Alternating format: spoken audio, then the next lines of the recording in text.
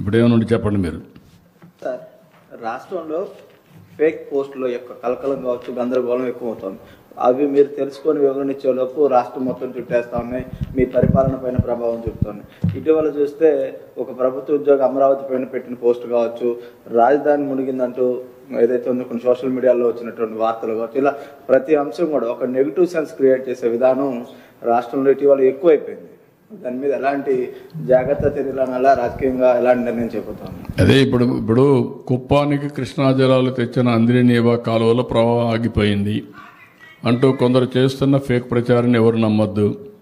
September 3వ తేదీన వాస్తవంగా కాలువల్లో ఉన్న నీటి ప్రవాహాన్ని ఫోటోలో చూడవచ్చు. పలమనేరు, కుప్పం అసెంబ్లీ నియోజకవర్గాలు 110 చెరువులు నింపడానికి ప్రభుత్వం కృత నిశ్చయంతో ఉంది. ఇది ఫేక్ న్యూస్, ఇది రియల్ న్యూస్ అని ఫోటో వేయాలి.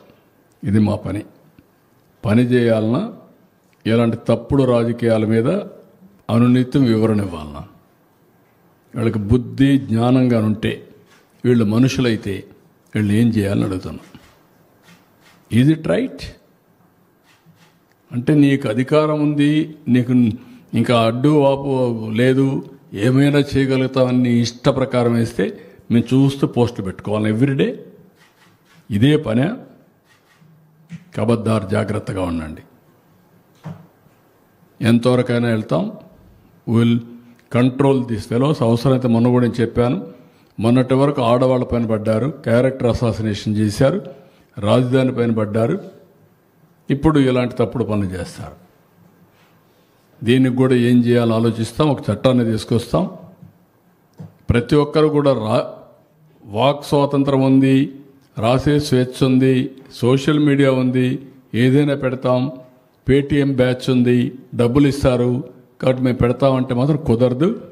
మళ్ళా వాళ్ళు వచ్చి మిమ్మల్ని కాపాడలేరు. ఆ విషయం కూడా గుర్తుపెట్టుకోమని హెచ్చరిస్తున్నాను. సార్, ఇప్పుడు ఒకవైపు మీరు చెబుతానే ఉన్నారు ఎక్సెస్ ఉన్నాయి, ఎలాంటి ఇబ్బంది లేదు ఫెర్టిలైజర్స్కి, ఆందోళన చెందొద్దని. మరోవైపు ఏమో దీని విషయంలో కూడా ఫేక్ పోస్టులు చాలా వరకు వస్తున్నాయి, పెడతారు. వాటి మీద ఏమైనా చర్యలు తీసుకుంటారు? అదే కూడా చెప్పా కదా, ఇక్కడ రైతులు కూడా ఆందోళన కలిగించేవాడు. అందరినీ ఆందోళన కల్పించి వీళ్ళు రాజకీయ లబ్ధి పొందాలనేది వాళ్ళ ఆలోచన. అది సస్టైనబుల్ కాదు. కానీ ఈరోజు వచ్చిన విచిత్రమైన పరిస్థితి అంటే సోషల్ మీడియా ఒకటి వచ్చింది. సోషల్ మీడియాలో వీళ్ళు పెట్టేసి మొత్తం తిరుగుతూ ఉంటే ఇష్టం ఉన్నా లేకపోయినా మనం కౌంటర్ చేయకపోతే అదే వాస్తవాన్ని నమ్మే పరిస్థితి వస్తూ ఉంది. అలాంటప్పుడు ఒకటే మార్గం, దీని మీద ఫర్మ్ కూడా యాక్షన్ తీసుకోవాలి. Will take action. అదే నేను చెప్పేది. ఇంకా దానికి ఇవ్వడికేం చేయాలి? ఆడ కొంటున్నాం, 12 రూపాయలు ఇచ్చాం, 4 రూపాయలు మనం 12 రూపాయల వరకు, 4 రూపాయలు కూడా కాదు 12 రూపాయల వరకు కొనమన్నాం. ఎంతైనా ఉండి మినిమం ప్రైస్ 12 రూపాయలు కొనమన్నాం. రైతులకు ఇవన్నీ చేస్తా ఉంటే రైతులకు అది జరిగిపోయిందని కావాలని ప్రచారం చేసి రాజకీయ లబ్ధి కోసం ప్రయత్నం చేయడం నీచం, పరమ దుర్మార్గం కూడా. రైతుల్లో చైతన్యం ఉండాలి, చైతన్యం తీసుకొస్తాం. వాళ్ళు చైతన్యం రావడం కంటే వీళ్ళని కూడా హ్యాండిల్ చేయాలి. లేకపోతే ఇది వాస్తవాన్ని నమ్మి మోసపోయే పరిస్థితికి వస్తున్నారు. అది బాధ. ఒకసారి 2 సార్లు పర్వాలేదు, ఎవ్రీ డే ఏదో ఒకటి. అంటే మనం పనులు చేయాలన్నా వీళ్ళ తప్పుడు ప్రచారాన్ని ఖండించాలన్నా. ఎవరికైనా కొంచెం బాధ వేస్తుంది కదా వీళ్ళు పెట్టే భాష. ఇవన్నీ చూసినాక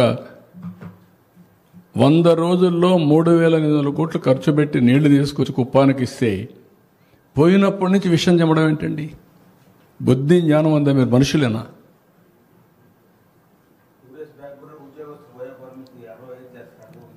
అదొకటి. ఇదే పని. Fake GO 60